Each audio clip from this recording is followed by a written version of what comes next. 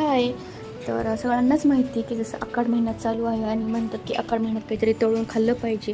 So मी त्याचीच तयारी करत होते आज. तर मी इकडे गोड पुऱ्या बनवायला घेतल्या. त्यासोबतच चपाती, वांग्याची भाजी वगैरे असाही बेत होता.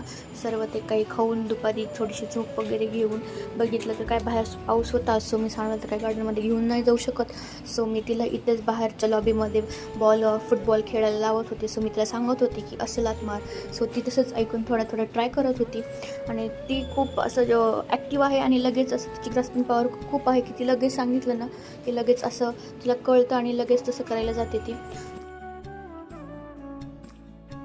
त्यानंतर तिला खूप जास्त झोप येत होती. तर म्हटलं थोडंसं झोपावं लवकरच, कारण ती संध्याकाळचं काही झोपणार नाही. त्यानंतर मध्ये आणलं तिला आणि त्यानंतर तिला थोडंसं झोपी घातलं आणि त्यानंतर आता स्वयंपाक बनवायला घेतला आणि मस्त जेवण वगैरे करून मग म्हटलं काहीतरी गोड खावायची इच्छा होत होती. सो आम्ही चॉकलेट खायला घेतलं. तर ही बघा इतकं रडती आणि मीला वरण भात बनवलं होतं ते तर तिला काही खायचं नव्हतं, मात्र चॉकलेटसाठी फार तिचा हट्ट होता. सो असा होता माझा आजचा दिवस. Okay, bye.